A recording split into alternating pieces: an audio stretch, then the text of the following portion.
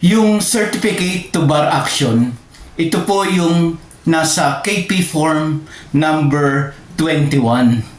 Okay? Baka meron pa no sa ating mga lupon tagapamayapa, sa atin pong mga barangay official na hindi familiar dito sa certificate to bar action.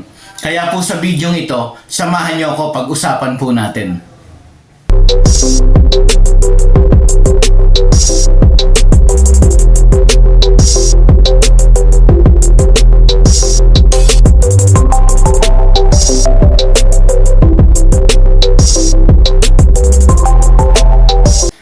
Magandang araw mga kabarangay, kumusta na kayo? Madalas na nating naririnig yung Certificate to File an Action o yung CFA. At alam ko po, ang bawat isa dito ay familiar na dito sa tinatawag na CFA.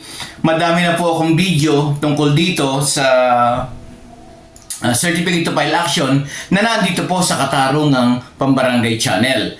Andito po kung bakit nag-i-issue ng Certificate to File an Action, kailan ito ini-issue, at papaano ito ini-issue sa isang complainant. At ngayon mga kabarangay, para po dun sa kapakanan ng mga hindi pa nalalaman kung ano itong Certificate to Bar Action, ay samahan niyo po ako na pag-usapan natin dito sa video na ito. Ngayon po, bago tayo magpatuloy ng discussion dito sa Certificate to Bar Action, gusto ko pong magbigay ng special shout out sa mga taga Mapulang Lupa, Valenzuela City. Bakit ko po gustong mag-special shout out sa barangay na ito? Kasi po, nung ako'y nagre-research about Certificate to Bar Action, nakita ko sa isang website dito sa akademya na ang barangay Mapulang Lupa, Valenzuela City ay nag-i-issue ng Certificate to Bar Action. Kaya po, wow, ang galing. Palakpakan po, sana kayo ay pamarisan ng maraming barangay dito po sa Pilipinas na sumusunod sa patakaran po ng Katarungang Pambarangay Law. At gusto ko na rin pong i-mention sino ba yung kapitan dito sa Mapulang Lupa, Valenzuela City. Nakita ko po sa Facebook, ang pangalan ng kanilang kapitan ay si Kagalang-Galang Atoy Natividad. Kaya Kap, saludo po ako sa inyo. Okay, ito na po. Nabanggit ko last time at kung ilang beses na rin sa mga nakaraang video na ang complainant ay kung hindi siya dadating sa oras na siya ay ipinatawag, nakatanggap siya ng notice of hearing, at yung araw at oras ng paghaharap ay hindi dumating si complainant. Ano yung gagawin? Review po tayo. Ang gagawin ng kapitan, ang gagawin ng pangkat tagapagkasundo ay padadalan siya ng KP form number 18 para pagpaliwanagin, papuntahin sa barangay, pagpaliwanagin kung bakit hindi siya dumadalo. Ito po ay ang proseso po nito ay padadalan siya ng KP Form 18, pupunta sa barangay at magkakaroon po ng hearing, at doon sa hearing na yon, particular hearing na yon, siya po ay tatanungin anong dahilan bakit hindi ka dumalo.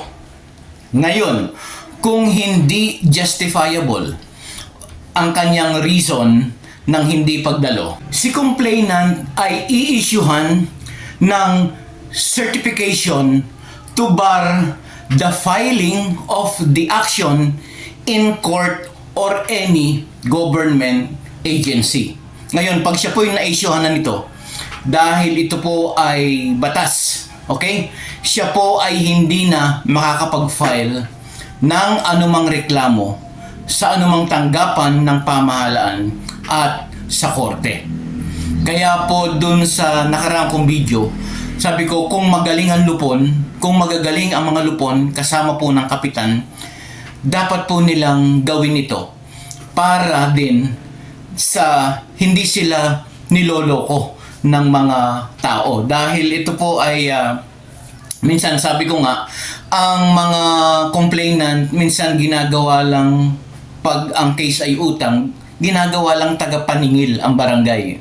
Pangalawa, ginagawa pong panakot ang barangay doon sa kanyang inirereklamo para makuha yung kanyang kagustuhan. Sana po wag ganon, wag nating gawing panakot o maniningil ang barangay dahil hindi po ito trabaho ng ating mga lupon tagapamayapa. Ayun po, ganito. To give you an idea ito kung ano ang nilalaman ng KP Form number 21 o ito pong Certificate to Bar an Action. Ito po ang nilalaman ng kanyang body. Sabi dito, katibayan upang hadlangan na makapagsakdal. Ang sabi, ito ay nagpapatunay na ang usapin sa nakasaad sa itaas ay pinawawalang saysay, alinsunod sa kautusan na may petsang, yun day po, para sa mga nagrereklamo na sina, ito yung mga complainant, dahil sa sinadya o kusang di pagharap sa pagdinig sa harap ng punong barangay o ng pangkat tagapagkasundo.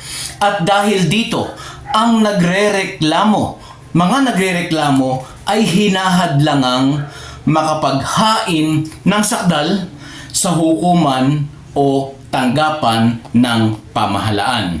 Ito po ay ang mga signatories dito ay ang punong barangay o kaya ang taga-pangulo ng pangkat. Sila po yung mag-a-attest at pipirma din po dito ang kalihim ng lupon tagapamayapa.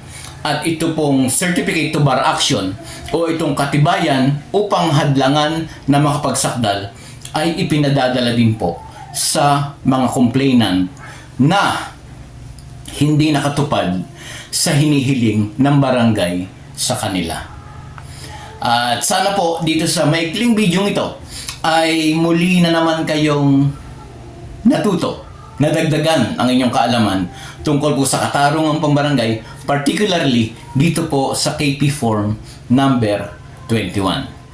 Ito po si Jeffrey. Maraming salamat po sa inyong panonood dito sa Katarungang Pambarangay Channel.